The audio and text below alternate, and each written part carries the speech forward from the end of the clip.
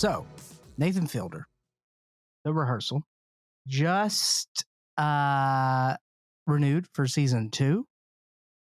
Wrapped up last night on Friday, as we're talking to you on Saturday. Let's just jump right into it. What'd you guys think? Oh, you know what? I just realized I got no notes. I'm going in blind, baby. Are you? Is that That's a cue. in the parlance of our time? No notes.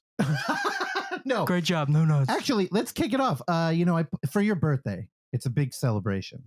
And I got a little bit of audio for you to get you in the mood.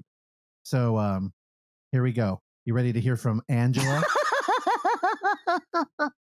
What's he laughing at? I don't know. I just saw the poster. Randy, did you see it? I did, yeah. It's pretty good. Randy. How did he find it? It's in the G chat. Have you not seen it? No. Oh, it's very good. I'll go ahead and describe it. Oh, God. Randy is the star of Brian De Palma's Phantom of the Pod. Very nice artwork there. And then we've got second one here. 6 years, 5 at the start, 4 left, 3 movies, 2 hours, and 1 creepy. Oh, that's very sweet. Overlook Hour. Oh, we got Ghost and this is nice. It's a bunch of Easter eggs. I couldn't even see. All right, it's a visual bit. So again, we'll throw that up in the Discord. Also, I look cool. All right, the rehearsal roundup. Now, I have a little guest here to talk a little bit. Here's a little bit of a reaction from our good friend Angela. So tonight's the finale for the rehearsal, and I just want to say thank you so much for watching it. It's been really special being a part of it. Mm-hmm. And honestly, I don't know what's going to air, so I can't wait to watch it with y'all. All right, if you can't tell, that was the actress that played Angela, doing Angela on a live stream. My God, it is fucking crazy how this show, one, it got renewed and it's popular. And these people who had like kind of weird roles in this strange show are kind of getting tapped by like weird Reddit groups. Oh, yeah. So they're all kind of like coming out. And Randy shared a text message with us from Robin Stone, who appeared to be in a group chat. And somebody was like, it looked like an Instagram DM or something. Yeah. And I saw another image that looked like there were multiple people in it. And one of them was like, oh, what if Robin had a spinoff with his roommate and it could be called, and they were making some joke. And he was like, that'd be cool, but he's dead. And they're like, wait, what do you mean? He's like, oh, he died in a car crash. What the fuck? Like, but then pivoted and said, yeah, God created a way for me to get out of that tumultuous situation. I was like, what, by killing your roommate? By killing him. Was he driving a Scion? That's the most important also thing. It's like everything is car wrecks with that guy. It's like his only point of reference for anything. Now again, it is Clark's celebration. I want to make this big. The show's ending and I am quite emotional about it. Shockingly, I'm so invested in it. So last week I talked about Angela giving a little bit of a reaction on a live stream. I pulled some audio from it. So if you're interested in hearing it, I got Angela talking about the actress we just heard. You want to hear a little bit of that? Short clip. Yay, nay? Yeah. Okay, let's go. First of all, I just wanted to say that I really liked the actress who was playing me. Side note, she is from Barranquilla, Colombia, the same town as my mother. And I don't know if this was planned. I have no idea. But it was a really amazing coincidence. If she was telling the truth about that, and I believe she was because of her features and how she looks and how we look alike. She did an amazing job. I was so floored by her performance with Nathan. Wow. So kudos to her. What do you call that personality she's got? I don't want to say she's oblivious, but she is constantly massaging reality around her. Yeah. To be most beneficial for her. Yeah. It's called acting. Okay. So you think she's a fake? Here's what I know. I know that I don't know. Okay. And I know that I don't care. Yeah. Okay. Nathan Fielder has created something. It is not.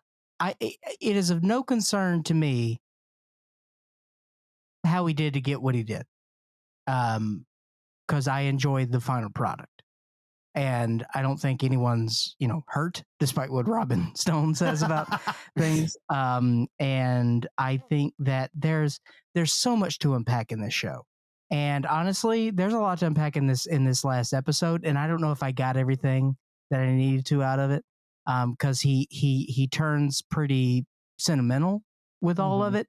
And I don't know if I was prepared to go down that road, to be honest with you. Well, it's sentimental, but it's also like we're 4 layers deep in a faux reality. Yeah, because then he starts role playing as the mother, and yeah. Well, I mean, okay. So did you like this one? The stuff with the kids, it's like it made me more melancholy than the other episodes. Oh yeah, for sure. This one was straight up sad. Well, this was a season finale too, and also he also wrapped into it of like, hey, this is weird what I'm doing with these children. Of like these are yes, child actors, but he's dealing the aforementioned Dr. Farts from last week. That kid, he admits in this episode that he kind of was had the most kindred spirit with him and liked being around him, and they had a nice bond. But so much so where the kid couldn't separate because this was a young kid, 5 maybe. He was a 6-year-old. Remy, yeah, he was 6, but he was just a kid, and he didn't really understand what acting was. Well, I mean, so I think the important note is that the visuals really matter here. And we open up with Dr. Farts is back, and Nathan's talking about how he realizes he's never thrown him a birthday party. So there's a giant, again, remember, we're living on a farm here. This is like a movie family. So there's a line down the block of all these people who are going to show up, all these extras, which is another one of these, like, it's the most unique sense of humor. Because all these people who are showing up to save a little bit of money, they hired extras, which he mentioned, because they're union extras, they can't talk. So it's almost like a silent party. Yeah. And there's so many people and it's so jovial, but nobody's talking. Nobody's talking. And, there's this moment where Adam goes inside the house and the camera shows him, and it's Dr. Farts and it's Remy, and he goes in, and then Remy's the kid. Yeah. And then older, more obnoxious looking, I'm a little biased already, but Adam comes back out. He's like, "Hey, Dad," and it's jarring like it always is. I like that kid though. I don't. You don't like the second? He was sharp. Man, this episode broke my damn heart. It was brutal, and I watched it twice. I've watched all of these twice, which is crazy. But dude, I've learned from going back on every episode. And one thing when I rewatch this is you have different context when Remy, because they show him, he lingers in the party. They even mention like he doesn't leave. He won't get out of his Adam clothes. And when he calls him dad, like he continues to call him daddy off camera. Yeah, and they're just like, no, you can't do it. Yeah. But there's a shot of him inside the house with his face pressed against the window, and he's watching this other actor now take over the birthday party. And it's like, hey, despite what we learned, that's got to be fucking weird. Yeah. And I think, Nathan realized that and addressed it and went to the home of the kid. Well, the mom contacted him and said, hey, we have an issue. Well, they showed 2 moms. The first one, Nathan had to undo all the Judaism he had taught the kid. And he got down on his knees and was like, hey, you're a Christian. It's better to be that because I'm going to burn up and die. And he's like, right. And the mom's like, yep. He's like, so be happy you're a Christian. Forget everything I taught you. And then it shows Remy's mom and the mom of Dr. Farts. And she's like, he doesn't have a dad. And he goes home and he talks about how he wants to hang out with his dad and how he loves his dad. And we just got to like do something about it. And she's like, she's a character. Yeah. She's got that hand tattoo that looks like she's dressed in like long sleeve and stuff. But I imagine she's pretty tatted up. Maybe, got a bit of a party girl vibe. Now, I bring this up because, she's a single mom. Yeah. And I love her kid. My God, dude. Dr. Farts is the best. Sweet kid. But now think about it. Those interactions, they felt so poignant and like real, probably because that kid wasn't fucking acting. Probably a terrible actor. Yeah. He was just living his life. But in it's there. a kid. I get it. Yeah. And that was but yeah, that's the thing is that, you know, with child actors, some are just naturally charismatic, like Dr. Farts, Remy. Yeah. And you can, you know, work with that. But, you know, there are some kids like the second Adam. It's already clicking in his head. Like that's an actor. Yeah, yeah. Because he goes and plays with Remy for an afternoon to try and act like Remy. Oh, dude. Yeah. So that is one of the most interesting scenes. Because so what happens is this kid's having a really hard time disassociating Nathan as his dad. And, you know, they go to the house of his mom and where they're living, and he's drawn a picture. It's up on the fridge. Now, if you go on Reddit, somebody did a screenshot. You know what? I'll pull it. I'll throw it in the Discord of a picture that was in Dr. Fart's room. And it was like Punch Man versus Hurricane Guy. Yeah. And it's like the art looked a lot similar to the one on the fridge where he's like, oh, this is me and Daddy. When he shows Nathan when he comes over. That didn't like break your heart? That was crushing. No, that's what I'm saying. Like, you know, this is the most melancholy episode. Well, except for episode 2, the Gold Digger one. Because we kind of touched on this. That was also, but this is it's sadder to me. Because it's a child. Yeah, of course. But I mean, so I thought about Gold Digger in comparison to this one because it's like, why are they melancholy? And I think because of that new kid who I don't like, the one who's like, hey, Dad, I love you. You're the best dad. And he's hamming it up. He's going to be a fantastic actor one day. He reminded me of the kid from Moonrise Kingdom. Oh, yeah. Dude, he's the type of kid who in 30 years will write a memoir about how Hollywood ruined his life. And it's the thing we were talking about with Jeanette McCurdy, where it's like, you know, when you're young and you're working with adults, you think you're an adult and you're on an even playing field. I totally see that with that little kid, especially when Nathan's like, you know, I'm not your daddy, right? And he's just like, he's like, I'm sorry to break character, but you know that. He's like, yeah, I know. He's like, sorry, I didn't mean to professionally insult you. Because that's how you talk to this. But he was cool. adult. Yeah, no, that kid was cool, man. He was down to play ball. He's like, you're a great scene partner. I'm like, dude, I'm telling you, he's in it, like he's in the industry. That's so that's just how it is. This whole episode, we're dealing with the rehearsal basically being real for somebody. And I think the Gold Digger, it comes back because the one thing I've noticed is that even like the Angela actress that we heard from earlier, all these characters learn somebody, but then they become a two-dimensional copy of them. There's never any individual growth on their part because they can't. That wouldn't be authentic. So in the Gold Digger, when the actor grew because they had that fake growth outside where they were literally digging up gold, it threw the other guy off. And then he had an emotional breakthrough. Yeah. So I think in this one, when Adam was, you know, a real, or Remy was a real kid, it threw Nathan off. Sure. And I'm dude, it was fucking with me. And God, they brought back that damn scary digital mirror. Now, with the twist. And so the mom, she starts crying, and the whole episode I thought Nathan was gonna cry. He doesn't cry. But the mom, she's having a hard time with it. And I don't know if you guys got it, but it felt like she was kind of into Nathan. The mom? Yeah. You guys didn't see that? No. No, I don't Not think really. it was. No. I don't think it was an attraction, but I think she loved what he was providing for Remy. So Sure. Oksana, if Nathan would have asked her out, would she say no? I mean, I didn't think there was like that kind of chemistry, but I for sure thought like she liked seeing her son have that. Now, the reason I think she would totally be down was, do you remember when he's like, hey, where'd you buy that sweater? And then she's like, oh, Buckle. And he's like, oh, it's really nice. And she gave him a look like, oh, you're into me. And this was just after he was interacting with Remy again. Yeah. But now this is what you had talked about earlier. He came there with the other little boy on a reconnaissance mission. And they were both there doing the fielder method, trying to get inside their head and take all these notes.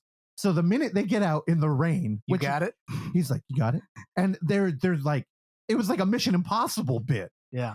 And then they went back and then we get into some weird territory where now Nathan is trying to understand how this went wrong with Remy. Did you like your boy playing younger Adam running around doing the I love you, daddy? Because it instantly felt creepy to me. Is the older guy? No, the Very little creepy. kid first. Oh, the little kid. And then, yeah. It's just, that's the thing. It's like, just strap in. Yeah, and Nathan's really good at that. He'll roll with the punches because then clearly your favorite character. The Honestly, older guy. I think that's my favorite dynamic of the show is that we're just getting him to be vulnerable. And I don't know if that, and I don't know if that was the onset idea of the show when he created this. Who knows what that idea was? That's what I'm saying. How do you pitch a show like this? And I just think that, the depth and the complexity that we got here is unparalleled. And it's just, it's great. It's fresh and it's hilarious. It's heartbreaking. Is it's it scripted? heartwarming. That's the big thing. I think that there are some boundaries there. And I think that there are some things that is, being constructed sort of cloak and dagger like. Well, we have a good example in this episode, right? So he has a real life dilemma coming with Remy, like kind of imprinting on him like it's his real dad.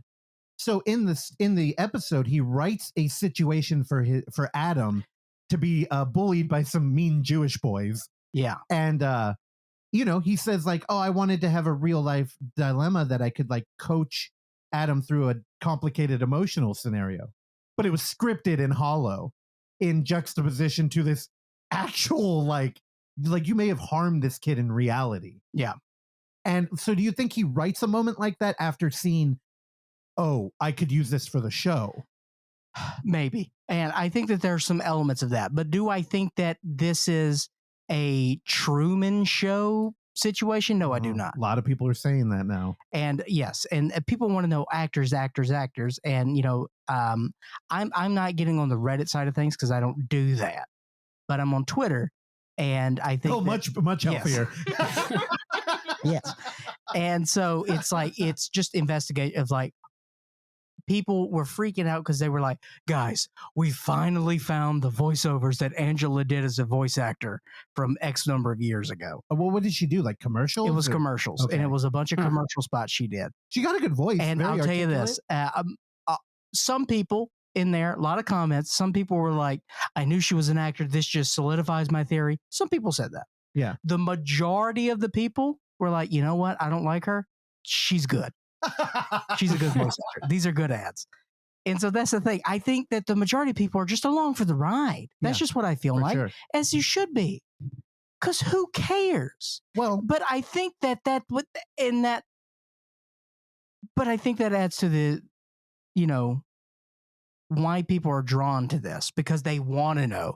But we're coming this from, I think found footage plays a big part in that, because like we play that game. We've been playing that game for years, man. Mm-hmm. And, I think that our sort of, entry level for that is sort of sanded down. And we're like, we just want to take things as they are and just let it play out. And yeah. Well, I mean, in that context, looking at it as like an in-world camera thing, like found footage adjacent, this might be the most complicated ARG like ever, because it's literally an alternate reality. The thing, yeah, and multiple. And I'm glad that the final episode was not a reveal of the curtain. No, it wasn't even a reveal of fucking emotion. No, Nathan, I thought so. After he has this complicated relationship with Remy and his mom, they build a replica of their house. And also, Randy, I know Randy appreciated this. When Nathan is going through their house the first time, he's like, I haven't been exposed to this level of detail before. And he shows like a messy closet. And then there's one moment where he's over by their kitchen sink and he notes a battery just sitting on a countertop. And he's like, the level of detail. I And don't it's think like, I caught that part. Well, dude, it's like he's staring at it, like almost in awe of like the canned chaos, because he was like, it's so detailed, yet there's no uniform structure. It's like, yeah, it's reality. Yeah. So clearly, so here's another thing. Before we move on, they redo the house. He now takes the role of the mom. So he's playing a female. How fucking funny was it when he was walking around her wardrobe? My God, it was hilarious. And he's talking.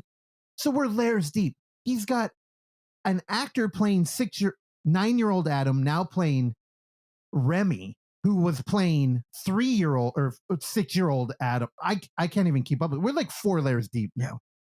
And they have a moment where Nathan is playing the mom of Remy, and he's trying to tell him like it's not your father. And also the whole exploration of her side of things I thought was eye-opening and kind of terrifying.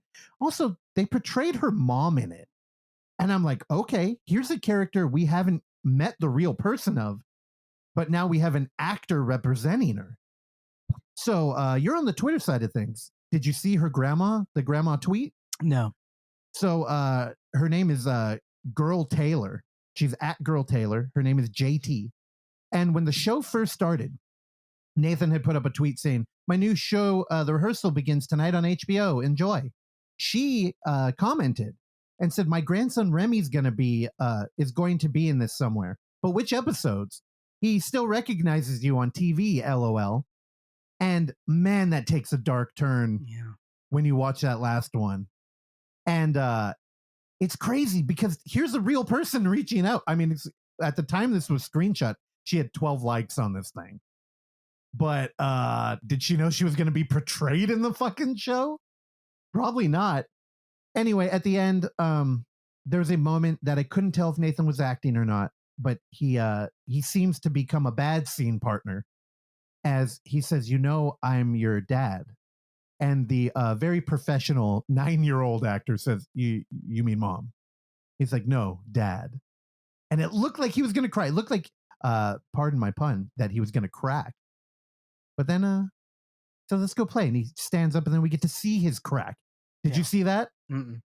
Oh, he's got, there was a nudity warning on this episode. Oh, yes. Yeah. Oh, no. He stood up and his butt crack was showing right out. Yeah, his butt crack. Yeah, there was a brief nudity warning. I didn't catch the nudity. Dude, I'm telling you, that's hilarious. This show warrants a rewatch every episode. For sure. Fantastic. Man, I was fighting tears on this one. Randy, I'm starting to think you're just cut from a Nathan cloth, dude.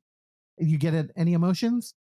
A little bit, yeah. It's definitely, the most melancholy and sad episode of the series so far. But I mean, I don't know. I don't have a ton to add other than what you guys said. I mean, I mostly agree, but I don't know. I think it got to a point to sort of like a thesis, I guess, of what I had kind of like going on in my head for the last couple episodes, which is like there isn't really a replacement for reality because there's so much nuance, there's so many factors you can't, even if you're rehearsing and you've like tried to like study people and stuff, like some shit could go and just throw you completely off and it just completely ruins the event in real life. So but in order to get to that verisimilitude, you have to like create psychological warfare with like yourself and like other people. And it's interesting to see where it's going. Well, yeah, I think Angela was, if she's an actress, congratulations, because she's the perfect example of like, I've created my own world and it didn't line up with yours, so now I'm out.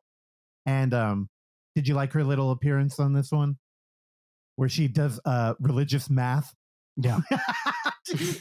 That was so complicated. And it's like, if you're riffing and you come up with, 7 times 70, and if you forgive somebody that many times and everybody's supposed to be your neighbor, then you have to give yourself forgiveness that many times. And Nathan just deadpan like, what the fuck are you talking? Yeah. Dude, fantastic. I loved it. I'm bummed the show's gone, but I'm ready to get back to the TBR report. And Dr. Farts, man, I love Remy. My God, I love that little boy. He's good. He was so goddamn cute, and like he was the most authentic person on this show. Yeah. I don't think at one point he was ever acting, which is kind of tragic. Dr. Farts. So next season, my prediction is we're going to open up and Nathan is banging Tattoo Hand. Actually, I think Nathan has a real girlfriend, right? I think he's hooked up. Not sure. Heard it was Nancy Pelosi. All right. All right. Well, we've hit an hour. I know. We had to do it. Oh, also, I forgot. I had a surprise review for you. Again, birthday themed, fits in with Rehearsal. I found a review of Apocalypto for us.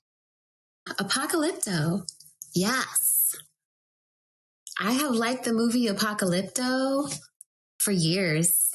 For years and years and years. And the reason why I love the movie Apocalypto is purely because of its cinematography, its message, and just the sheer art and the masterpiece that it is as a movie. It has nothing to do with who directed it. That's not why I fell in love with the movie. Thank you, Angela. Also, if I can remember to use it, I would love to incorporate this new drop I got. Cinematography. Cinematography. Her affectation is so strange. It's kind of like, I don't know, upspeak, but not. Yeah. It's like holy upspeak. For sure. I found an interesting piece of information about Nathan Fielder. Uh-oh. And his girlfriend and or wife. It says Fielder was married to a children's librarian from 2011 until their divorce in 2014. He is erroneously listed as female on his U.S. green card. What? New That's information I just found out 10 seconds ago. What the fuck? All right. Well, I don't know what to do with that. episode 6, he was not erroneously. No, not at all.